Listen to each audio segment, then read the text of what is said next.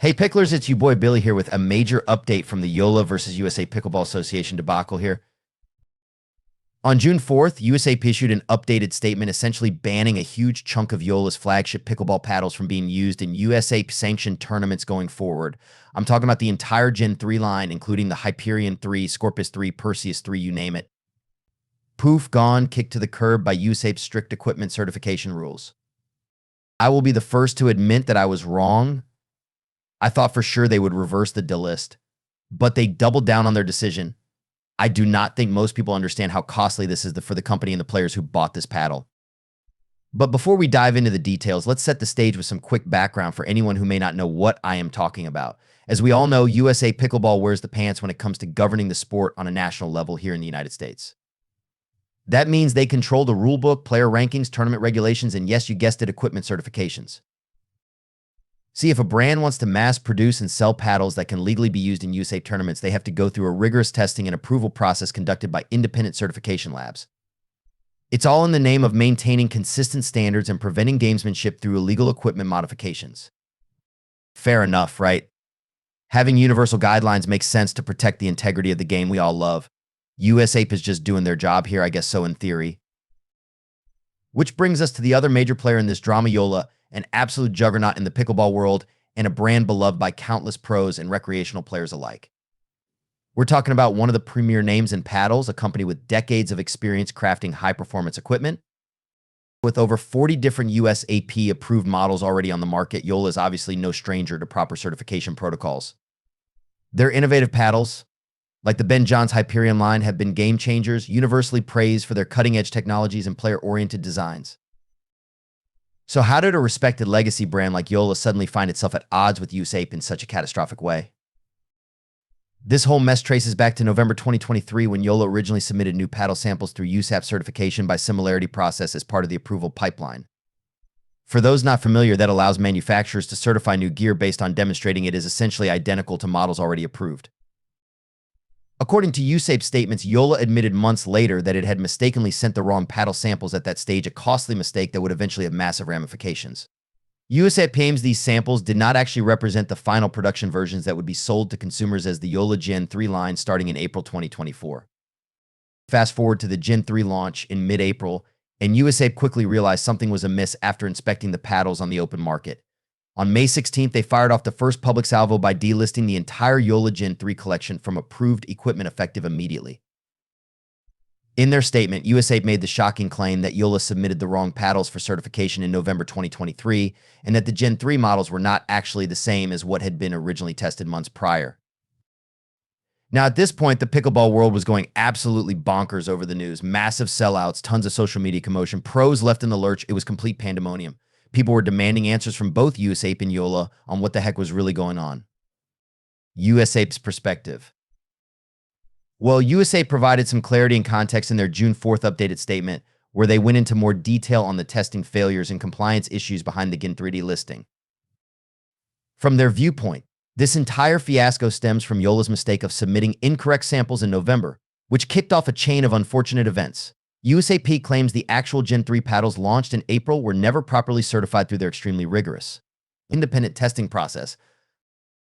They outline how they acquire market samples to scrutinize equipment on an ongoing basis, with any failures potentially leading to further investigation through a notice of escape process that assesses things like design changes, affected supply batches, and remediation requirements. When Yola resubmitted paddle samples after the Gen 3 delisting in May, USAPA says those paddles also failed certification testing at the independent lab. Hence, the decertification and tournament ban was upheld across the entire Gen 3 lineup.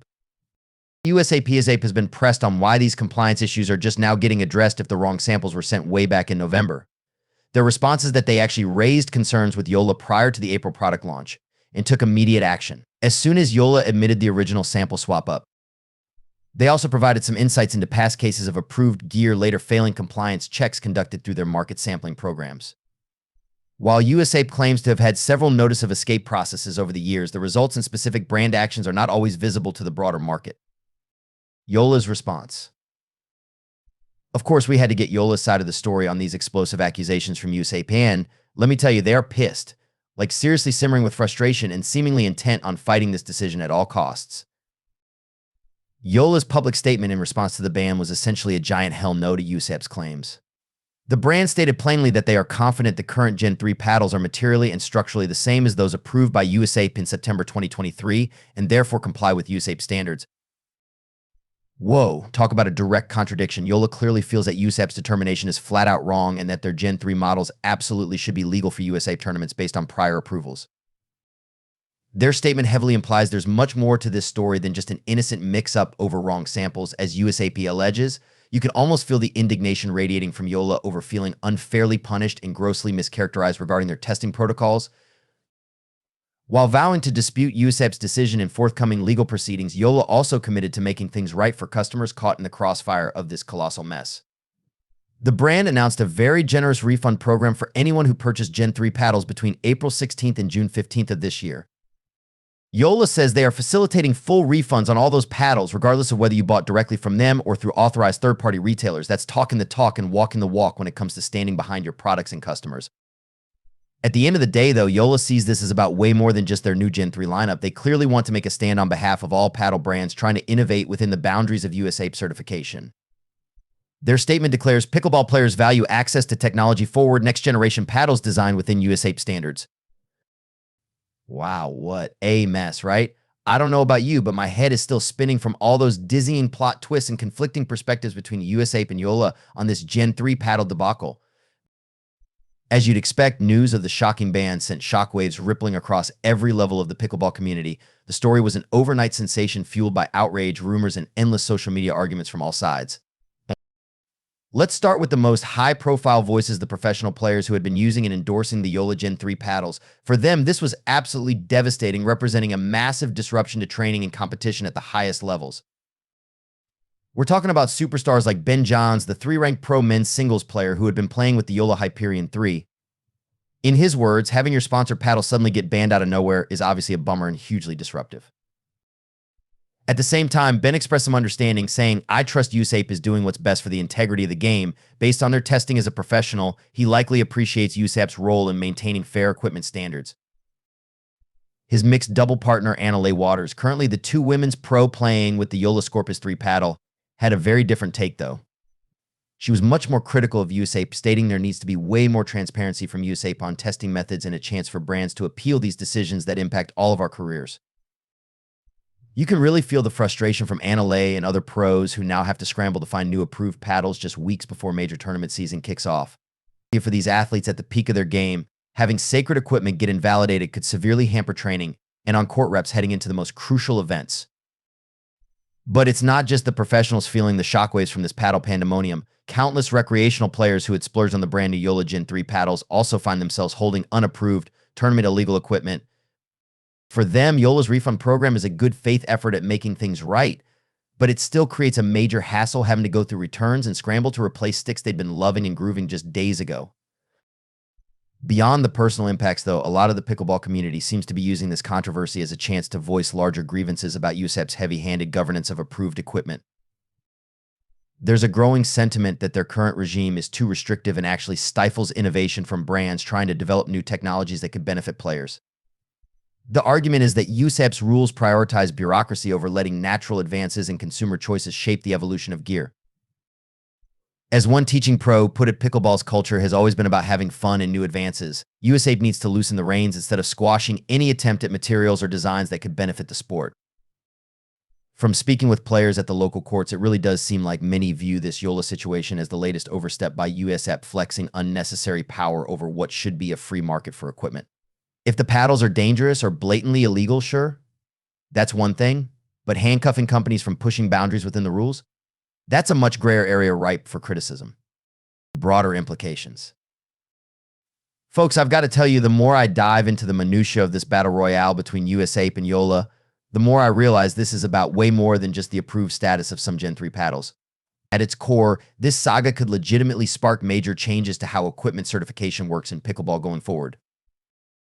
We're talking about legitimate legal proceedings here that could very well end up in court if Yola follows through on their threat to dispute USAP's decision. And that's where things get really juicy in terms of examining gray areas in USAP's current rules and challenging a system that many view as opaque and unfairly restrictive. For example, there's the question of grandfathering periods and advance notification before revoking certifications that upend the entire marketplace overnight. Right now, USAP's policies seem nebulous in defining exact timelines or appeal rights for brands to implement product transitions. Then you have the issue of transparency around testing methodologies used by those independent certification labs. If major brands like Yola are operating under different interpretations of compliance, doesn't that imply a serious lack of clear communication happening somewhere? Players and brands alike are increasingly demanding more public insight into exactly what criteria is being used to greenlight or ban specific equipment designs and materials. More sunlight could foster much-needed dialogue on aligning innovators and regulators. On a bigger picture level, the whole Yola fiasco has reinvigorated debates around whether USAP's rules represent a reasonable compromise between maintaining integrity versus allowing equipment evolution to match the sport's skyrocketing popularity and growth.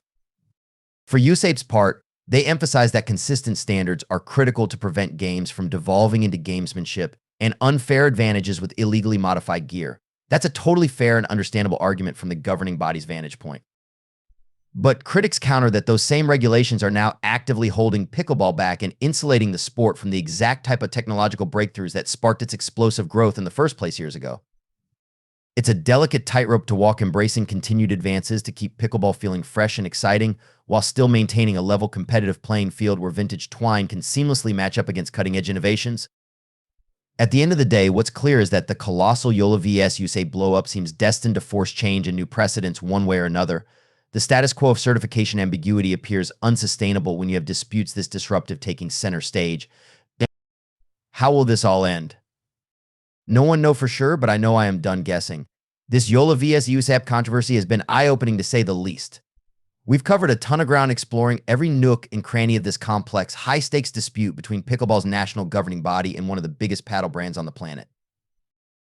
From the initial delisting of Yola's popular Gen 3 line in the wake of certification issues to the he said back and forth over submitted samples and testing failures to the broader debates around restricting innovation vs.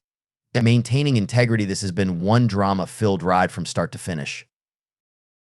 On one side, you have USAPA claiming they were simply upholding equipment standards by the book after Yola admitted sending the wrong paddle samples during the original certification process last year. Their updated statement provided some welcome transparency around protocols like acquiring market samples, issuing formal notices of escape, and generally leaving no stone unturned when it comes to maintaining rigorous approval guidelines. But Yola is indignantly pushing back on that narrative, outright stating they are confident the current Gen 3 paddles are materially and structurally the same as those approved last September, and therefore compliant with USAP's rules. Strong words that imply there's way more to this mess than Yola simply messing up some paperwork as accused. The reaction from the pickleball community has been equally divided between support for USAP's integrity enforcement on one side versus heavy criticism of their seemingly arbitrary policies on the other. There's an increasingly vocal contingent of players, pros and recreational alike, who view USAP's regime as heavy-handed governance that stifles the very spirit of innovation and fun that catalyzed pickleball's meteoric rise. No matter where you stand on the nuances of this specific dispute, though, it's clear that huge shockwaves are already rippling out in ways that could dramatically reshape how equipment certification works in pickleball for years to come. Yola's threat of legal action means their disagreement is destined for the courtroom unless a resolution can be brokered. Many see that as an overdue chance to finally get concrete clarifications and perhaps reforms around ambiguous rules on things like appealing decisions, grandfathering periods for new products, public testing methodologies, and more. At the same time, this saga seems to be an inflection point for a reckoning of the core priorities and philosophies driving USAP's entire certification regime. Are they helping enable pickleball's continued evolution as a leading-edge, free-thinking sport driven by technological advances? Or are outdated restrictions essentially governing the next generation of great gear innovations out of existence before they ever hit the market? However this all shakes out, one thing is for certain: this Yola vs USAPA Battle Royale is must-see pickleball drama that seems destined to have long-lasting impacts rippling through our beloved game for the foreseeable future. As always, let me know your thoughts in the comments below. Who do you think is right in this situation, USAPA or Yola? How would you like to see equipment rules and processes changed, if at all? This is clearly a complex issue without easy answers, so I'm really curious to hear a diversity of perspectives from the community. No matter where you stand, let's just appreciate how incredibly fortunate we are to be picklers in a time when our sport's popularity and prominence has reached levels where epic clashes over governance and innovation are now the norm. The fact this is even a heated mainstream debate just underscores how pickleball has truly arrived and isn't going away anytime soon. All right, friends, that's enough for one day. See you on the next one.